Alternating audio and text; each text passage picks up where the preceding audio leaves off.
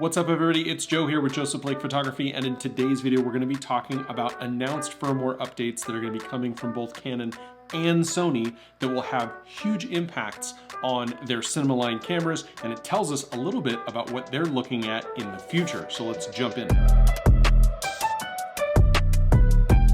Hey everybody, I'm Joe. I am a portrait and landscape photographer here in Las Vegas, Nevada, and this is my channel, Joseph Blake Photography, where we talk about tech and gear and news and how-tos and reviews and all the things that we use as content creators, whether it's here on social media like YouTube, elsewhere, or if you're delivering to clients, or if you're just an enthusiast who's super into the technology.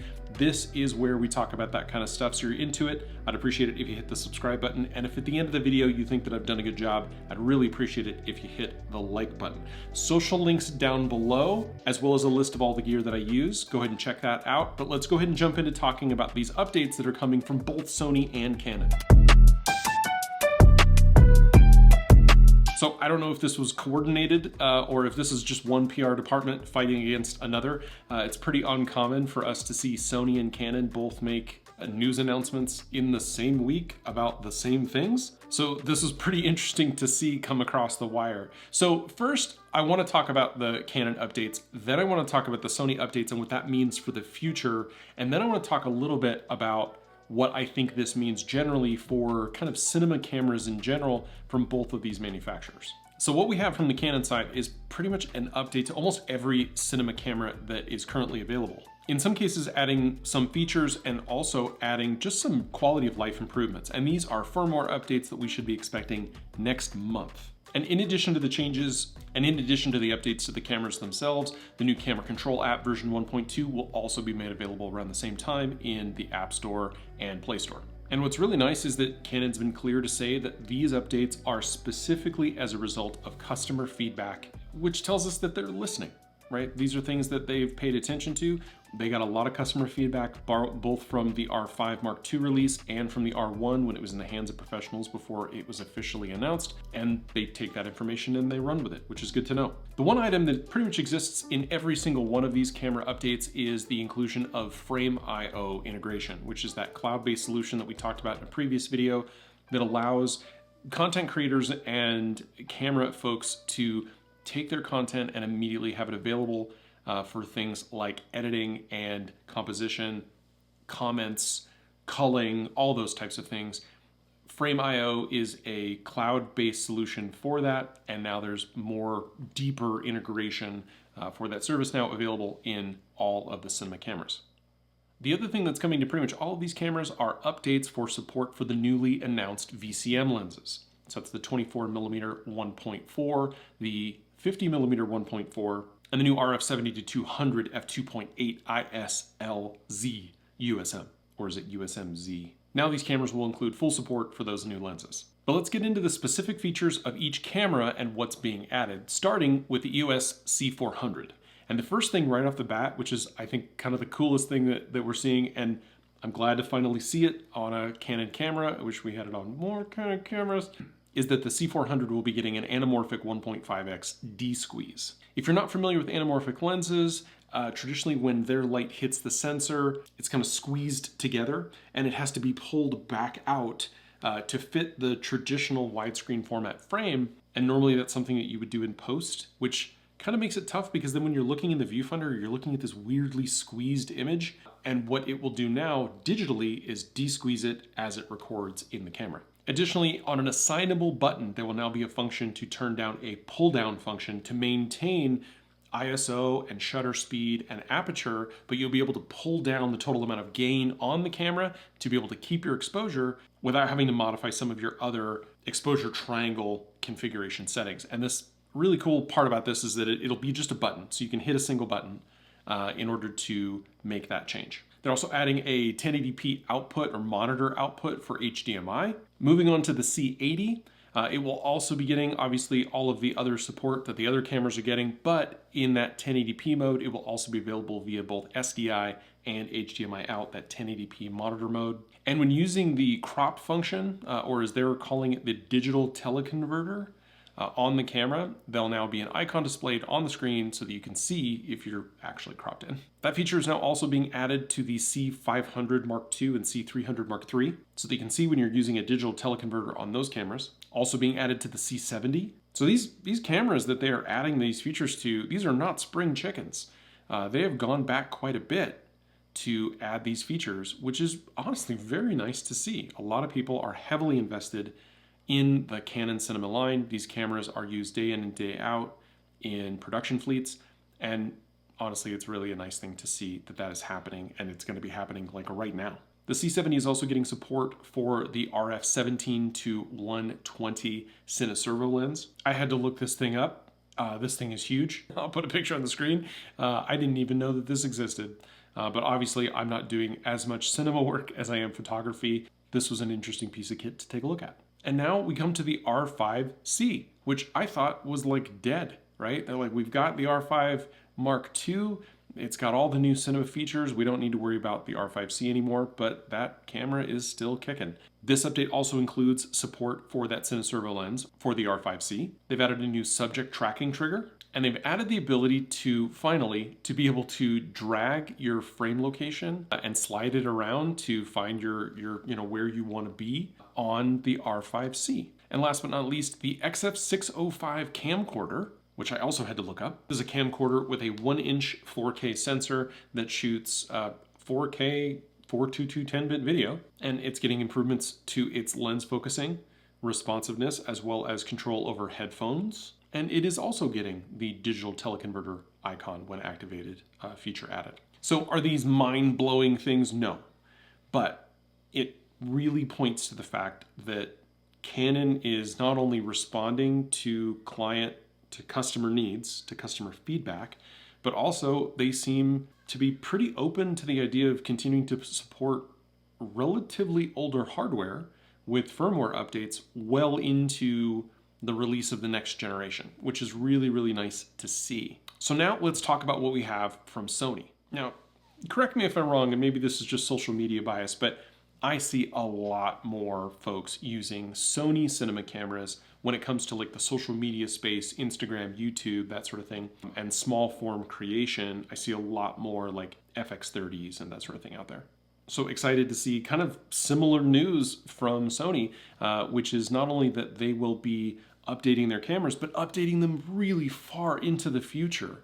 So while it looks like Canon's doing a bit of a look back into their camera models and doing some updates now, Sony is saying, yeah, we got you. We got you for years into the future. You've invested into our system and we are going to support you. So we have update news from the Venice 2, the FX3, the FX6, the FX30, and the Burano. And interestingly enough, the timeline on these is as far out as 2026. So starting first with the Venice 2, Sony's 8.6K cinema camera that has interchangeable sensors has partnered with cinematographer Ed Lockman. Now he's a Hollywood cinematographer that has been working on movies like Maria with Angelina Jolie, was the cinematographer on a documentary about the Velvet Underground, as well as a movie called Dark Waters with Mark Ruffalo, Tim Robbins, and Anne Hathaway. So this guy's done some stuff. And so he's partnered with Sony to create an improved exposure system that they're going to be incorporating into the Venice 2 in August of next year, August of 2025. They're calling it the EL Zone system, probably after him. It'll allow you to use more than just IRE-based measurements for exposure, but it'll actually convert that into stopped-based measurements. So that as we're all running around thinking in stops, you can be more precise and more specific in the ways that you set your exposure. Now, the FX3 and the FX30 are both going to be getting significant user interface menu customization changes to their systems so that they can be better suited to be B and C cameras. They're going to be bringing what they call the Big 6 menu, modeled after what you already have on the Venice 2 and the Burano, so that you can super quickly gain access to the most important settings right there from the main screen. And like the Canon cameras, they're going to be getting that 1.5x anamorphic D-squeeze. And they're going to be adding HDMI RAW output. And this will allow you to shoot Blackmagic RAW into a Blackmagic recorder. Those updates will be coming in September of 2025. And then in February of 2026, remember I said this is going out pretty far, but In February of 2026, the FX6 will get those same updates with the Big 6 menu, but it'll also be getting the raw output over HDMI and SDI. And then lastly from Sony, the Burano cameras will be getting an update. This is their high-end $25,000 cinema line camera for major commercial projects. This camera is going to be getting a huge update, and that's going to be coming in March of 2025.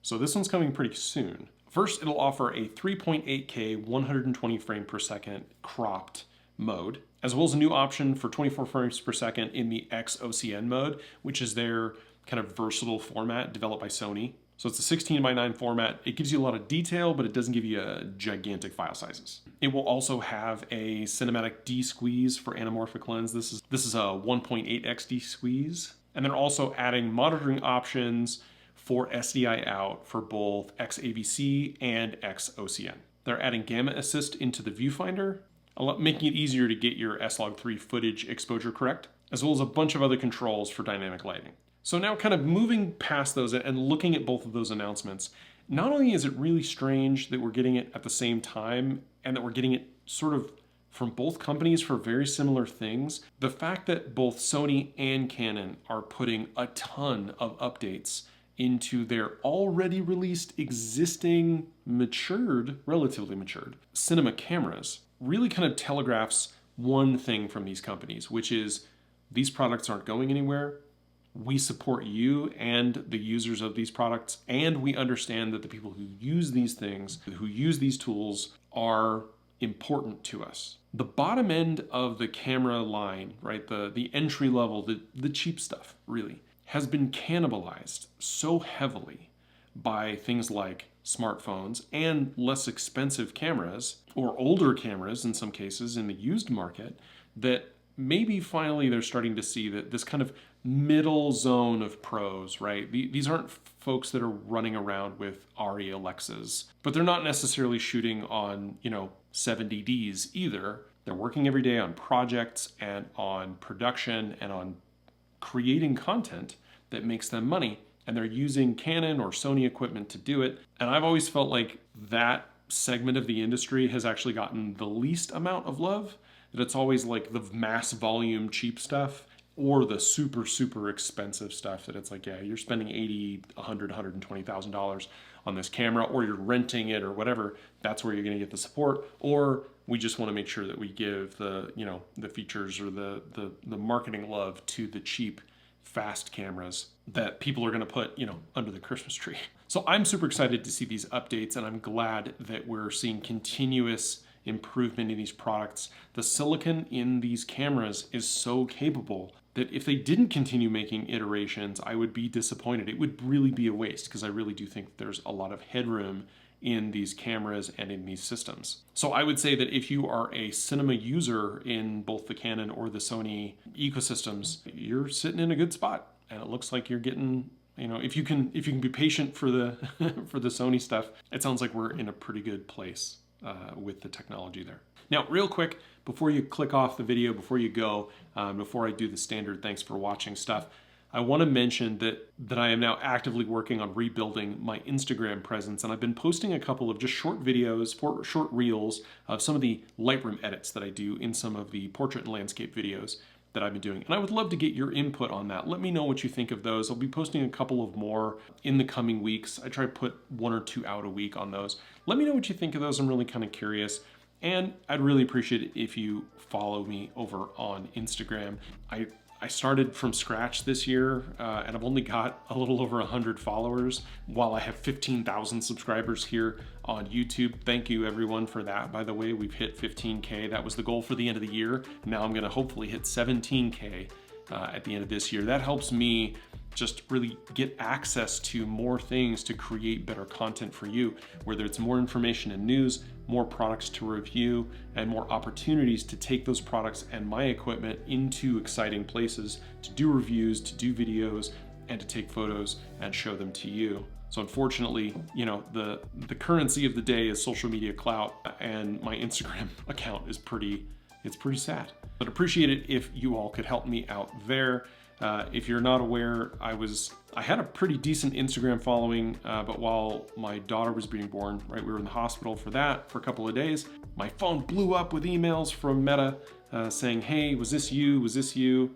And while I did have pretty strong protections on my account, it did get hacked briefly. They went ahead and shut that down, but unfortunately, somehow, I don't know, I lost the account. They actually closed it. I didn't lose it, they deleted it. So all of my pictures, all of my interactions, as well as my personal Facebook account over the last, 15 years that I've been on Facebook, were all deleted and removed, which was a bummer. But I'd really appreciate it if you guys to help me out to rebuild that, because it is important for me as a photographer to have a decent looking Instagram. Anyway, that's it. If the information about these cinema cameras and all of this has been helpful and informative to you, I would really appreciate it if you hit the subscribe button. If you thought that I was helpful, I'd appreciate it if you hit the like button. And if you're looking for some of the gear that I use, go ahead and check out the links down below. I've also got a link to my Amazon storefront where I have an essential photographers list. So if you're looking to help a person in your life start into photography, I've got what I think is the best kit just to start with to get going in photography, as well as a little bit of videography if you're looking to be a hybrid shooter. So check that out down below. Again, thank you so much for watching, and I'll see you in the next one. Thanks.